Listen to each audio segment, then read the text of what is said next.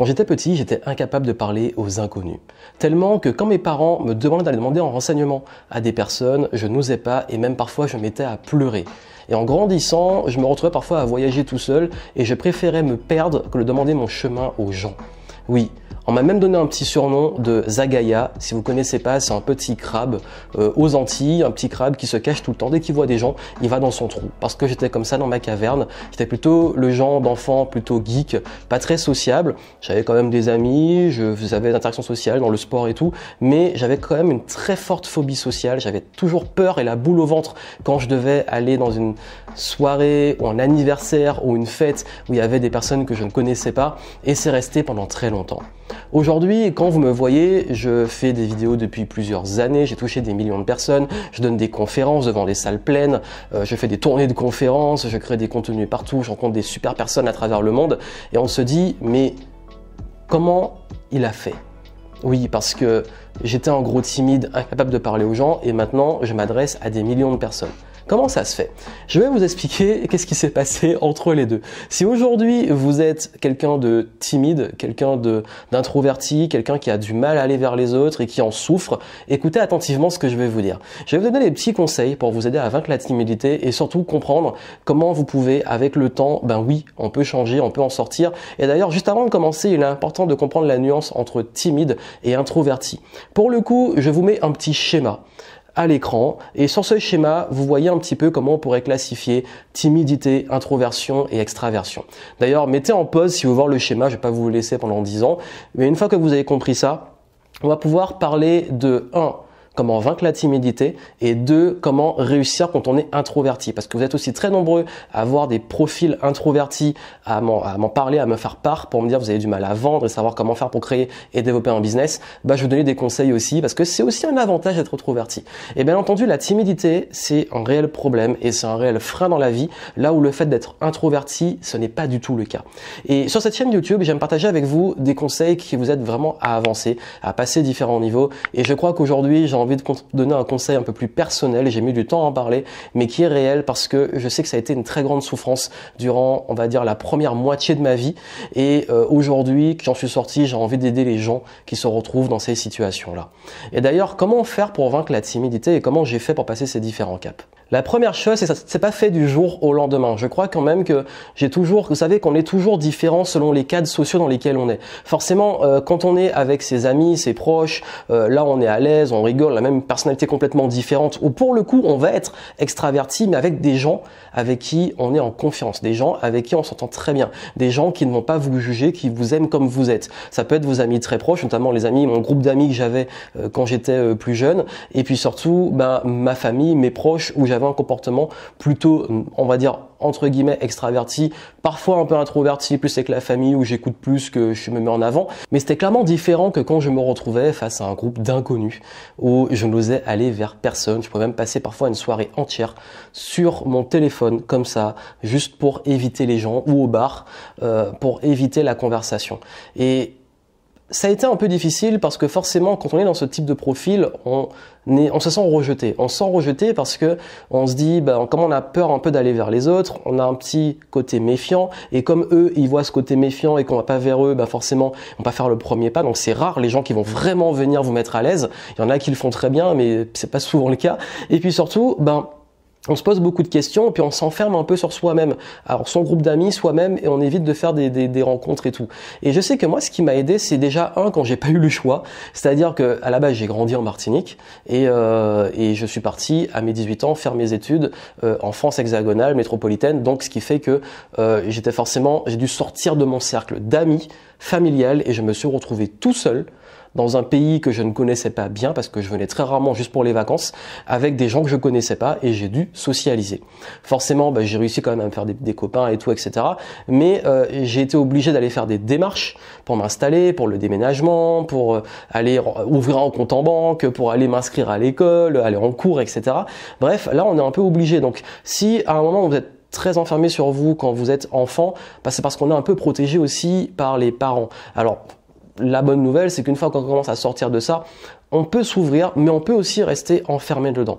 Moi, ce qui m'a aidé, c'est que j'ai beaucoup travaillé ma confiance en moi. Ça veut dire que je pense que moi, ce qui m'a vraiment aidé, et c'est très personnel, et c'est un conseil que je peux vous donner, c'est tout ce qui est le sport.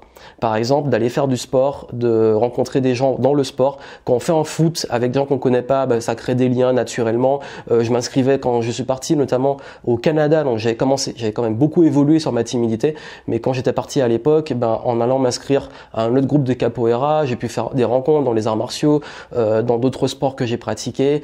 Et ça permet justement d'avoir de l'interaction sociale où les gens s'ouvrent naturellement à nous, parce que dans le sport, il y a ce rapport qui peut se faire, et le sport en lui-même aide sur la confiance en soi, sur le dépassement, etc.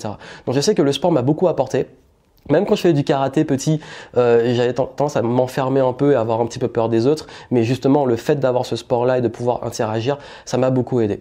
En revanche, j'ai dû travailler aussi sur ce qu'on peut appeler une blessure, entre guillemets, mais surtout quelque chose que j'ai vécu qui a été assez dur. C'est qu'à un moment, et d'ailleurs ça a été un long parcours pour guérir quelque part ça, c'est que j'ai fait un stage de basket quand j'étais au collège, et pendant ce stage de basket, ça s'est très très mal passé. Je me suis retrouvé avec des gamins qui m'ont harcelé, qui m'ont rejeté, qui me frappaient en douce, ou qui me donnaient des petits coups qu'on regardait pas, ou quand je leur passais le ballon, ils faisaient comme s'il y avait plein de microbes dessus, et ils se moquaient de moi, etc. Et ça a été très dur. Et j'ai vécu une forme de harcèlement, et ma mère a fini par me sortir du stage tellement je rentrais les soirs, j'étais en pleurs et tout, j'en pouvais plus. Et il y a eu ce truc où j'ai réalisé aussi que ma timidité, je sais pas d'où ça vient vraiment sur l'enfance profonde, après il y a peut-être des raisons et tout, mais je sais qu'à ce moment-là, il y a eu une période de ma vie où j'étais un petit peu rond, où j'étais justement pas dans les standards. Vous savez, quand on est surtout fin d'école primaire et collège, c'est là qu'on est les pires. C'est là qu'on est les pires, surtout en Martinique. Et du coup, j'ai été extrêmement rejeté. Ou alors beaucoup de moqueries. On m'appelait le bouboule, on se moquait de moi, etc. Et ce qui fait que au fond de moi, ça m'a fait perdre beaucoup confiance en moi. Et quand au collège, avec le temps, j'ai retravaillé, j'ai fait du sport et tout, et j'ai changé physiquement, le fait d'avoir cette prise en main personnelle, de changer mon apparence, de me reprendre en main au niveau de la force, de faire des arts martiaux pour savoir que avant je me faisais frapper, maintenant je pouvais rendre les coups, et même je pouvais faire très très mal. Il y a eu ce truc à un moment, et c'est vraiment, je vous dis, on a beau changer physiquement, on a beau changer en termes de capacité, de défense, de répartie, de réponse physique, de capacité physique, de même pouvoir se battre si on nous agresse, on reste dans notre tête le petit garçon bouboule qui se faisait victimiser. Et il y a eu un temps pour que je passe ce cap-là, et c'est important de comprendre comme parfois quand on se replie sur soi et qu'on a un peu peur des autres, ça peut venir d'une raison. Donc pour ça, allez voir vraiment des personnes qui vont vous accompagner dessus et qui vont faire le travail. Mais ça peut venir d'un moment de la vie ou plusieurs moments. On a vécu soit un gros rejet, soit quelque chose qui nous a marqué. Et même si on change, même si on devient une autre personne et qu'on a d'autres capacités, on se perçoit toujours comme cet enfant à cet instant T. Et ça peut être très douloureux et ça peut bloquer beaucoup de portes. D'ailleurs, dans le business, ça peut arriver qu'on ait des croyances limitantes ou des choses qui nous bloquent et qui soient liées justement à l'enfance ou l'adolescence. Donc ça a été ce travail sur moi, de confiance en soi. Ensuite, j'ai beaucoup aussi également dédramatisé mon rapport aux autres. Ça veut dire qu'on pense souvent que quand on rencontre des personnes, on a tendance à se focaliser sur ce qu'ils vont penser de nous. On se dit, mais qu'est-ce qu'ils pensent de nous? Comment bien paraître? On n'a pas envie d'être rejeté. C'est totalement humain. Mais on oublie une chose, c'est que la majorité des gens sont comme ça aussi. Ça veut dire que vous avez peur que des personnes vous jugent, mais ces mêmes personnes ont peur aussi que vous les jugiez. Donc ça veut dire que chacun est occupé et focalisé sur sa petite personne et sa peur du jugement, mais finalement on est tous dans le même bateau. Finalement on est tous un peu bizarres. Finalement on aime tous plaire, on a tous besoin d'être acceptés, on a tous peur du rejet. Et quand on comprend ça, on dédramatise. Quand on comprend ça, on prend du recul. Quand on comprend ça, on apprend aussi à s'en foutre de plus en plus. C'est très dur de s'en foutre totalement. J'admire les gens qui arrivent vraiment complètement à s'en foutre. Mais moi j'ai encore du mal, j'avoue j'ai encore du mal. Mais je comprends une chose, c'est que c'est leur perception et que d'ici demain, ils m'auront oublié. Et si ça ne matche pas, c'est pas grave, chacun son chemin. Et on accorde trop d'importance à ça. Trop d'importance à comment on va nous juger, comment on va nous percevoir, mais finalement, c'est pas si grave. Parce que ça, à force de se fermer, finalement, on se prive aussi de belles rencontres. Et je sais que quand les personnes où on peut se sentir un peu bizarre, on peut avoir une connexion, et comme chacun est un peu introverti ou parfois même complètement timide, il n'y a pas ce match qui peut se faire. Alors que quand on peut être facilité dans un autre contexte, ça peut se faire plus facilement. Donc je pense que dédramatiser aussi sur son rapport au jugement, moins se prendre au sérieux, être plus cool et être vraiment soi-même, apprendre à se connaître, c'est un gros travail. Et Après, quand ça arrivait un peu après, quand j'ai découvert tout ce qui est développement personnel, la confiance en soi, travailler sur soi, que j'ai travaillé beaucoup sur moi, sur mon rapport à moi, sur mes perceptions, sur mes compétences, sur mon parcours, sur comment mon rapport aux autres, ma communication, ma posture, tout ça, ça m'a beaucoup aidé. Ça m'a beaucoup aidé, et c'est pour ça que beaucoup de livres que je vous recommande, et même des programmes que j'ai créés, peuvent vous aider pour ça. Si vous voulez, en descriptif, je vous mettrai des ressources si vous voulez aller plus loin sur le thème de la confiance en soi, parce que c'est vraiment un thème que j'ai approfondi à mort à ce passage de ma vie, et qui encore aujourd'hui, bon, le travail à différents niveaux du business, on le travaille parce qu'il y a toujours des paliers à passer. À force, je pense que j'ai aussi accepté que voilà, cette timidité, j'ai réussi à passer au-delà de ça, que j'ai plus peur d'aller vers les autres, j'ai plus cette limite phobie sociale, mais par contre, je suis toujours ce qu'on appelle introverti.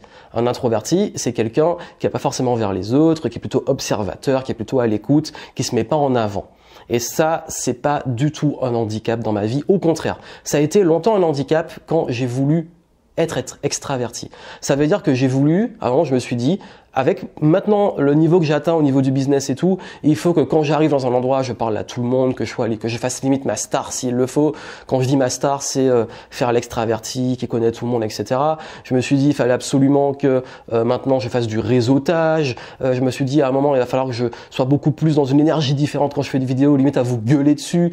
Mais en fait, c'est pas du tout ça. Parce que c'est pas moi et que c'est pas ma personnalité.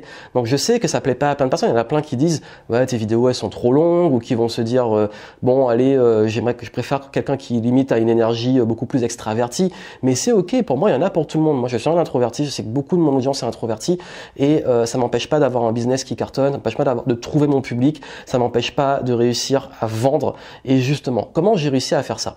En fait je suis passé sur une autre approche qui est une approche complètement différente de la vie et du business. Ça veut dire que au lieu de chercher toujours à changer qui je suis, accepter qui je suis avec mes forces. Ça veut dire que quand on est introverti, on a des forces d'écoute, d'empathie, d'observation, également une grande capacité à gagner la confiance des personnes sur le très long terme. Pourquoi? Parce que oui, l'extraverti peut créer un contact très très vite. L'extraverti peut être visible très très vite. L'extraverti va... En fait, il y a cette notion de vitesse. Mais donc, quand on est introverti, on met peut-être plus de filtres, plus de temps, mais ce temps-là installe des choses beaucoup plus durables. J'en ai parlé avec des amis extravertis, ils me disent je connais plein de monde, mais toutes ces personnes, rares sont celles en qui j'ai confiance, ou rares sont celles avec qui j'ai une réelle relation. Alors que moi, je connais pas tant de monde que ça, mais la majorité des gens que je connais, j'ai une relation très forte avec eux.